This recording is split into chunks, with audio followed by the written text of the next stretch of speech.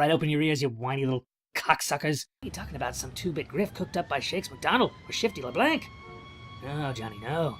This is Carnegie Hall, Johnny. I only wish we could have had a talk. Did you miss me? Are you paying for these drinks? Naturally. Then of course I missed you.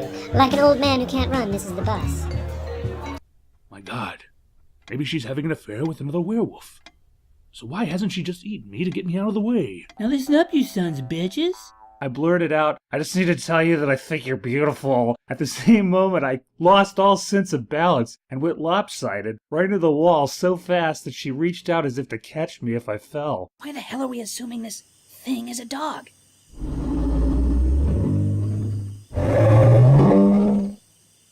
Because it is an Afghan Rotterdale. Probably got some kind of dog leukemia. There's been more than one guy who, when fresh, got socked in the eye. Left to cry in his hanky over Frankie. He always remembered her favorite color. He always brought something for her whenever they met, something he'd found and put a story to, like the coin of foreign money he gave her, and whispered that it was accidentally dropped by a spy. Gibson. The Grande Dame herself. The Baroque of breeds, if you will. And you should. All that, you were as hot as a waffle maker in hell. I get real stupid when I look at you, Flapjack. Them eyeballs of yours make me forget my education. So hey fella, what's the craziest thing a passenger's ever done in your cab? Darius Dalmore's daring plan to lift the priceless diamond stopwatch off the King of Galloy was nearly set in place.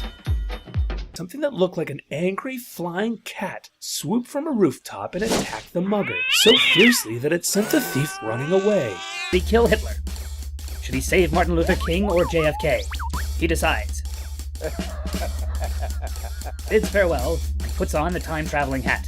Immediately he begins to rage. He stomps his little feet and curses the earth itself, vowing to crush the mountains and overturn the lakes and call upon all horrors of plague and pestilence.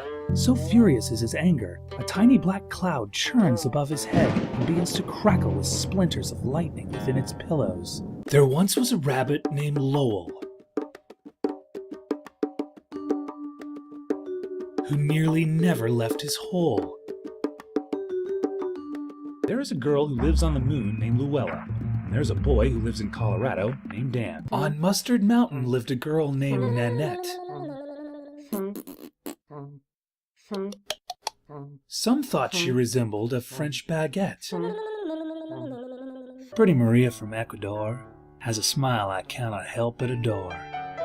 Her eyes always twinkle like little black pearls, and those dimples not found on the cheeks of most girls. What is it? Knick-Knack asked. I am not allowed to say, the gangly man replied. All I can tell you is this. Inside is a thing of unnatural wonder that can only be seen once, and it will fill your being, from tips of toes to nose, with harmonious bliss, and it is exactly $37.18.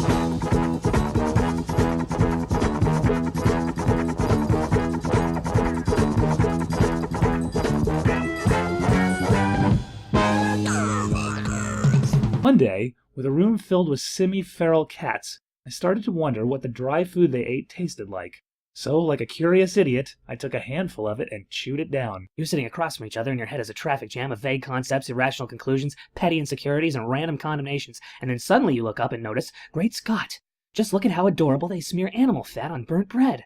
Irene Selznick once said of Marlon Brando's broken nose that it had made him a fortune. It gave him sex appeal, she recalled, adding, he was too beautiful before. I blurt out things like, married todayness, which I'm pretty sure just confuses poor Haley. Between adventures, as if paused by a comma, Knick-Knack got herself a feisty pet llama. A descendant, it is said, from the menageries of Brahma. This, believe it or not, direct from the Ganges, and triple filtered, so no chance of dysentery, but still all the flavor of third world humility. The best stories start with once upon a time, but there's a reason and they lived happily ever after is only 6 words long. It's what happens in between. That's what makes it worth a telling, and then telling it again.